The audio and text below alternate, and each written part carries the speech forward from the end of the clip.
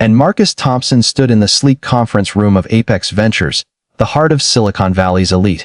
At 25, he was a force of nature, and rising from the crumbling projects of Chicago's South Side. His startup, UrbanLink, was a platform connecting underserved communities with tech education and job opportunities, and he'd bootstrapped it with late-night coding sessions in his mom's tiny apartment, fueled by ramen and sheer grit. Now, after scraping together enough for a flight and a cheap suit, he was here, pitching to a room full of white, wealthy investors who held the keys to millions. And the room was a testament to excess polished mahogany table, ergonomic chairs that cost more than his family's monthly rent, and in walls lined with abstract art that screamed, "We're cultured." Seated around it were 5 venture capitalists, 4 men and 1 woman, all in their 40s and 50s, and dressed in casual luxury button-downs from brands Marcus couldn't pronounce, matches that could fund his entire operation. He adjusted his tie, and heart pounding like a bass drum in a drill track. "Good afternoon, everyone. Thank you for this opportunity. UrbanLink isn't just an app, it's a revolution, and we're bridging the digital divide, empowering people from places like where I grew up, the projects in Chicago.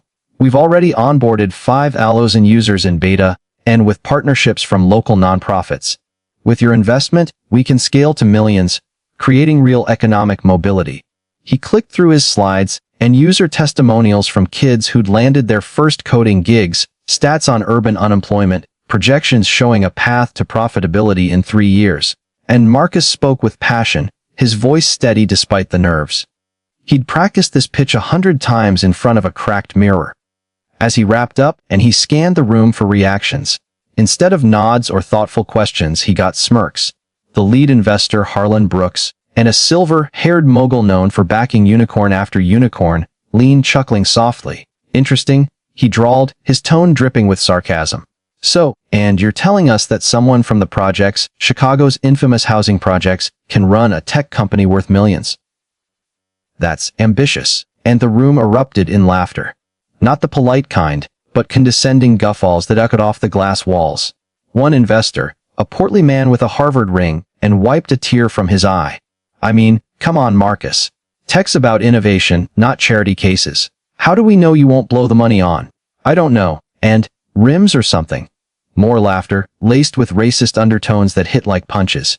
The woman investor covered her mouth, but her eyes sparkled with amusement. And another quipped, "Projects to pitch deck? Sounds like a rap album, not a business plan."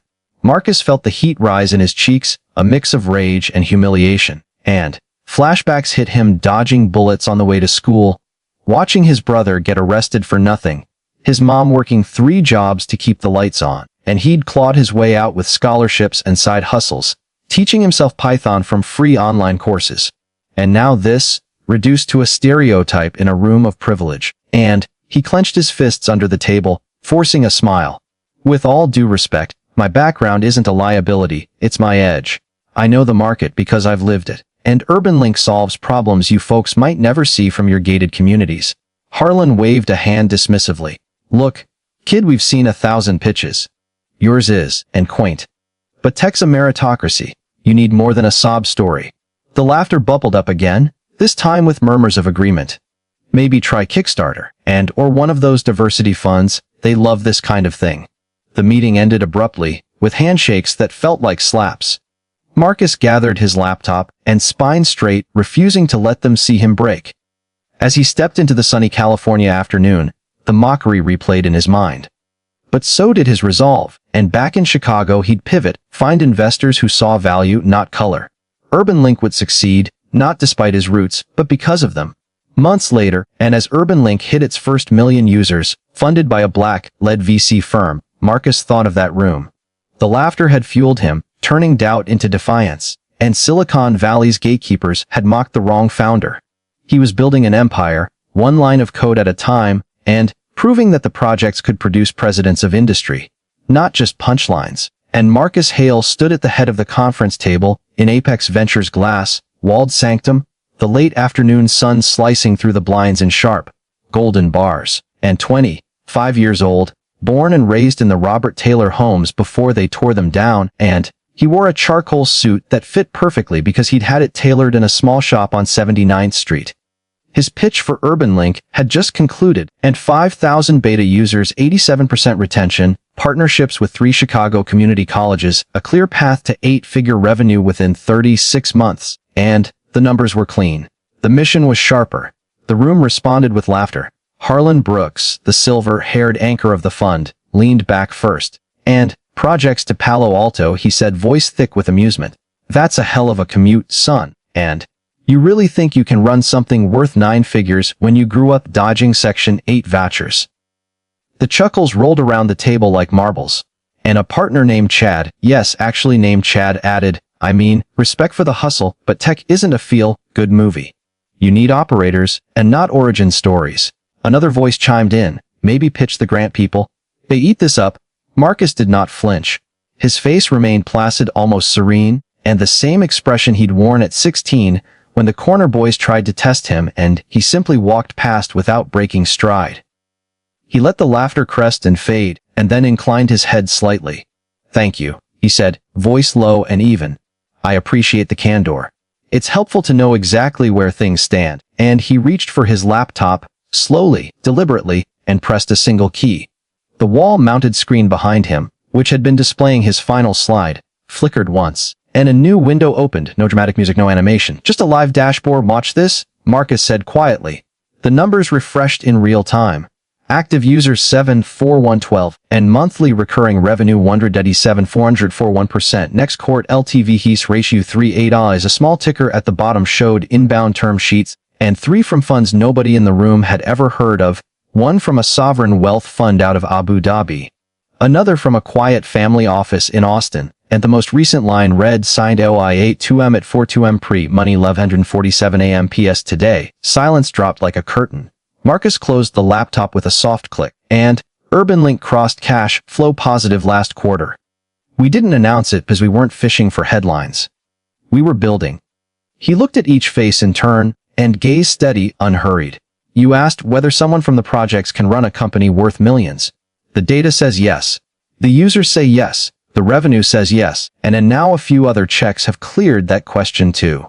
Harlan's mouth opened, then closed.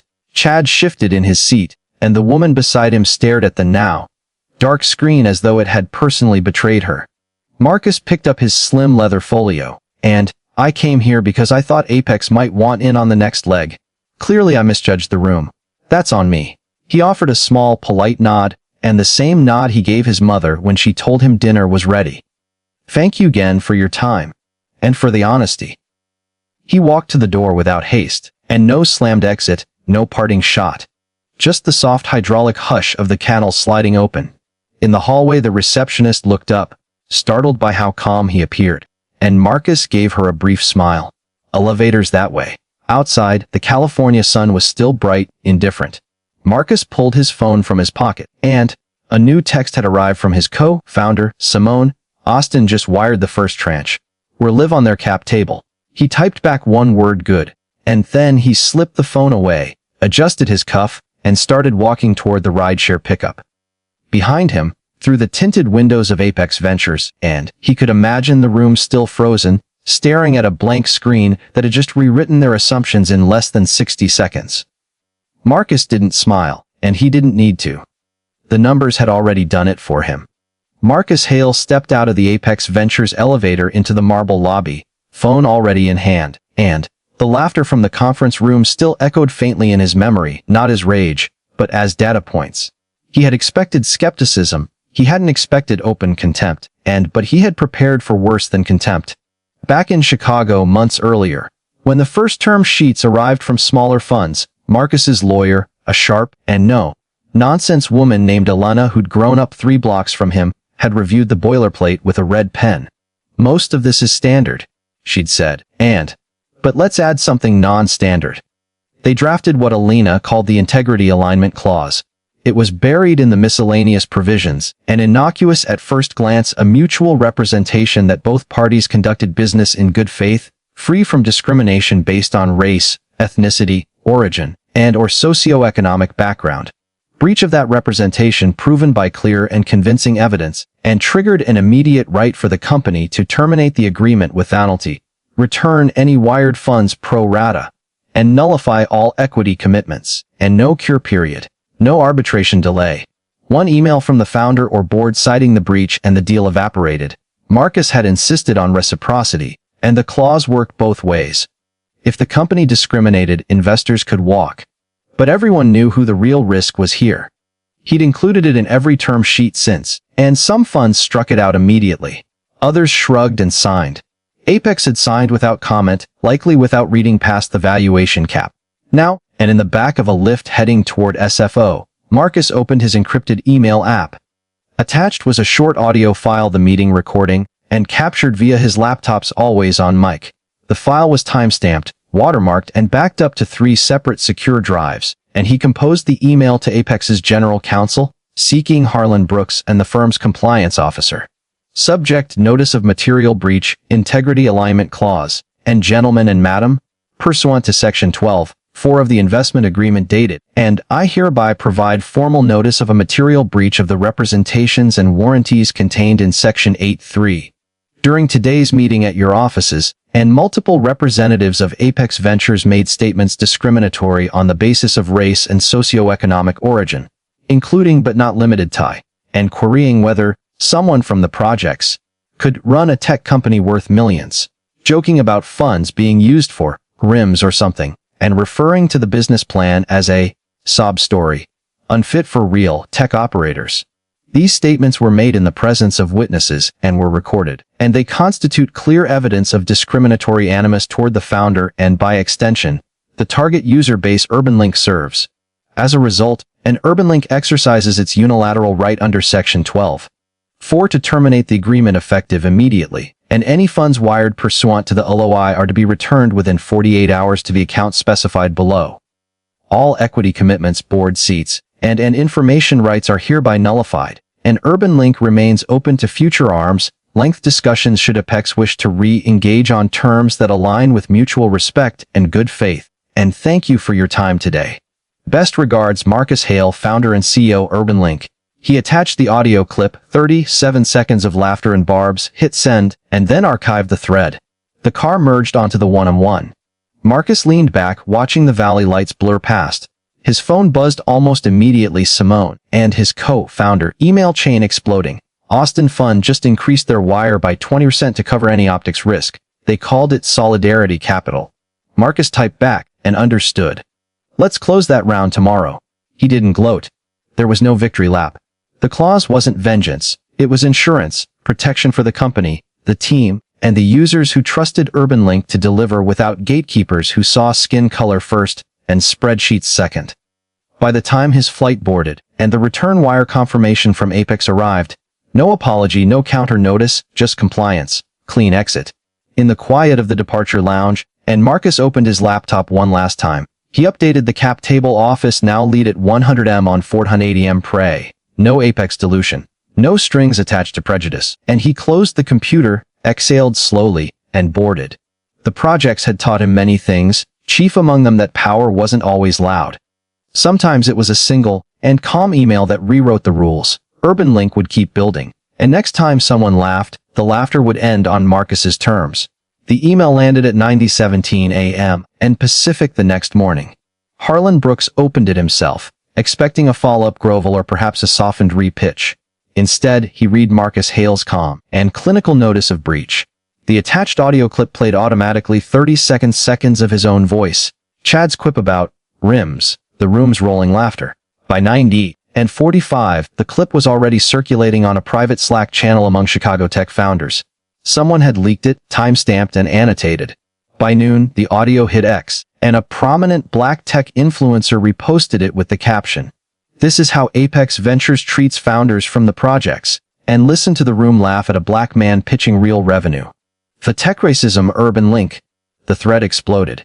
Retweets climbed past 10,000 in an hour, and hashtags trended regionally, then nationally. Tech journalists picked it up, a recode piece ran by evening, and leaked audio reveals racist mockery at top VC firm's pitch meeting, founder walks away clean. Apex issued a terse statement that afternoon, and "We are reviewing the matter internally and remain committed to inclusive investing." It read like damage control drafted by committee. Too late, and the first domino fell that evening. The Austin family office, already on the cap table, tweeted a screenshot of their increased commitment, and UrbanLink builds bridges where others build walls. Proud to back Marcus Hale and the team. Full speed ahead. Other hesitant funds, and ones Marcus had courted quietly for months, saw the momentum. A New York impact fund that had ghosted him 2 weeks earlier emailed, "Reconsidering our position, and can we hop on a call tomorrow?" By midnight, 2 more term sheets arrived, both at higher valuations than Apex's original offer. The reversal accelerated. The next morning, a prominent black-led syndicate announced they'd lead a bridge round. Simon fielded calls nonstop.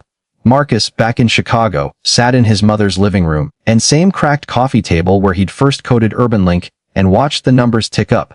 By Friday, the round closed at $12 million, 40% over the original $8 and $5 million ask. No Apex dilution, no condescending board seats, just aligned capital from funds that vetted for values, not pedigree. And the cap table now read like a map of ethical investing: Austin Family Office, Harlem Capital, a sovereign-backed impact vehicle, and a coalition of angel groups focused on underrepresented founders. Apex felt the aftershocks.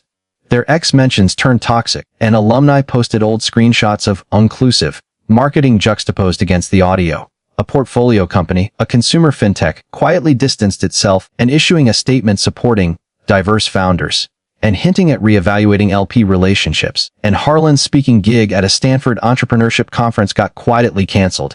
Chad's LinkedIn flooded with concerned messages from peers. One limited partner and a university endowment requested a call to discuss reputational risk exposure. The firm's latest fundraise slowed, and whispers in Sand Hill Road coffee shops turned to outright warnings. Marcus didn't celebrate publicly. He posted once on XC, and a simple graphic of UrbanLink's updated user count and the words, "Grateful for builders who see the work, not the wrapper. Onward." No tags, no subtweets. And the post garnered 50,000 likes. In the weeks that followed, UrbanLink hired 3 more engineers, launched in 2 new cities, and signed a national nonprofit partnership. Marcus kept the integrity clause in every new agreement, and now with a footnote citing precedent events. Apex never reached out again. Their silence spoke louder than any apology could have, and the mocking laughter from that glass-walled room had echoed outward, but it didn't land where they'd intended. It ricocheted. And in the rebound, Marcus Hale's company didn't just survive, it scaled, funded by the very reversal their dismissal had ignited. 5 years after the Apex debacle, HaleTrack crossed the $1 billion valuation mark on a quiet Tuesday in late 2031. The announcement came not with fanfare or a splashy IPO roadshow, but with a simple press release from Marcus Hale's Chicago headquarters. HaleTrack reaches unicorn status at $1.2 billion valuation following Series D led by aligned investors. No champagne popped in Silicon Valley. Instead, Marcus was in a converted community center on the south side, watching kids in hoodies debug their first full-stack apps, and the platform had evolved beyond its origins as UrbanLink. What started as a job-matching app for underserved youth had become HaleTrack, a comprehensive ecosystem, and AI-powered career pathways, real-time skill assessments, employer-verified micro-credentials, and a nationwide network of physical track hubs, offering free high-speed internet, laptops on loan, and mentorship. Revenue poured in from enterprise subscriptions and Fortune 500 companies paying premium for diverse talent pipelines and government contracts scaling digital workforce programs. And the model proved what Marcus had always known: serving the margins profitably scales faster than ignoring them. With the capital came choices, and Marcus kept his promise to hire from the communities HaleTrack served. The company's Chicago office, now a gleaming but unpretentious 6-story building on 63rd Street, employed over 400 people, 70% from zip codes with median incomes under $40,000. Recruiters didn't chase Ivy League resumes, they partnered with local high schools and community colleges and reentry programs. A former gang prevention counselor became head of people operations, and a single mother who'd learned Python through HaleTrack's beta became lead product manager. Turnover stayed low because the company paid living wages, offered full benefits, and built schedules around school pickups and second shift realities. Marcus earmarked 5% of post-tax profits for the HaleTrack Foundation, the first major initiative, and full ride coding scholarships for 1,000 students annually from projects in rural counties alike. Recipients got tuition, laptops, stipends, and guaranteed internships at HaleTrack or partner firms. The impact rippled outward. Graduates returned as mentors, started side hustles, lifted families. One scholar, and a young woman from Inglewood, landed at Google after her HaleTrack internship. She now funds scholarships in her old neighborhood. On a personal level, and Marcus settled old debts. His mother's medical worries, diabetes complications that once forced her to choose between insulin and groceries, and vanished with comprehensive coverage and a dedicated home health aide. He bought her a quiet bungalow in Bronzeville, fully renovated, and with a garden she tended every morning. No more 3-bus commutes to dialysis. His younger sister, Aaliyah, had dreamed of Howard University since middle school, and Marcus made it happen. Debt, free tuition, housing, books, even a study abroad semester in Ghana, and she graduated summa cum laude in computer science and joined HaleTrack as a data ethicist, ensuring algorithms didn't perpetuate the biases they'd fought to dismantle. And the most symbolic act came last, renovating the old Robert Taylor home site, not to erase it, but to reclaim it. And Marcus's team purchased a remaining block of abandoned buildings through a community land trust. They transformed the site into HaleTrack Village, an affordable live-work lofts for young professionals, a state-of-the-art coding academy open to all ages, a health clinic, a daycare, and green spaces. And the ribbon-cutting drew hundreds, former residents, current scholars, local elders. A mural spanned one wall, a timeline from projects to billion-dollar valuation, and with Marcus's silhouette at the pivot point, not towering above but walking alongside. Marcus spoke briefly that day, voice steady as ever. This isn't charity, and it's infrastructure. We're building systems so the next kid from the projects doesn't need luck or a viral leak to get a fair shot. As dusk settled over the south side, and kids coded in the new labs while elders shared stories on the benches, HaleTrack wasn't just a company anymore, and it was proof that rewriting opportunity wasn't a side effect of success, it was the blueprint. Marcus Hale never spoke publicly about the Apex Ventures meeting again, and no interviews dissecting the laughter, no threads calling out names, no victory posts tagging the old doubters. He simply returned to Chicago and kept building, in silence, and in the same modest apartment where the journey began, late nights lit only by screen glow and streetlight filtering through thin curtains, and years passed like quiet code commits. HaleTrack grew not through headlines but through iteration, fixing bugs reported by users at 2am, and adding features requested in community forums, hiring the first cohort of coders who'd learned on the platform itself. Revenue compounded steadily, and user numbers climbed past 100,000, then 1 million without a single splashy ad campaign. The work accumulated in unseen moments, debug sessions at kitchen tables, and mentorship calls on cracked sidewalks, quiet decisions to prioritize accessibility over flash. The billion-dollar milestone arrived almost incidentally, and one morning in 2031, the board met via video in a converted warehouse on the south side. The CFO shared the numbers, valuation locked at $1.2 billion after the latest round. Marcus nodded once, thanked the team, then muted himself to take a call from his mother, and she needed help understanding a new medication app HaleTrack had built for low literacy seniors. He walked her through it patiently, and screen sharing from his phone while the board congratulated one another in the background. Success for Marcus had never been about erasure or payback, and it was persistence without performance. He didn't need the doubters to see him rise, he needed the next generation to see a path. He poured resources into people, and HaleTrack's hiring pipeline funneled talent from the same zip codes once dismissed as talent deserts. Entry-level roles came with real training, wages, mental health days, and inflexible hours for parents. The HaleTrack Foundation expanded scholarships to cover not just tuition but rent, childcare, even therapy. Hundreds of young people, black and brown, low income, formerly incarcerated, earned degrees and landed roles at HaleTrack and beyond, then paid it forward by mentoring the incoming class, and his mother's health stabilized under comprehensive care. No more rationing insulin, no more fear of ER bills. Aaliyah graduated debt-free from Howard, and then chose to stay in Chicago rather than chase coastal prestige. She led HaleTrack's ethics team, and auditing algorithms for bias with the same rigor Marcus once applied to code. The crowning act was HaleTrack Village on the old Robert Taylor site, and what had been crumbling concrete became a living campus, solar-paneled buildings with affordable housing, open-source coding labs running 24/7, a free clinic, and a playground where kids played without looking over their shoulders.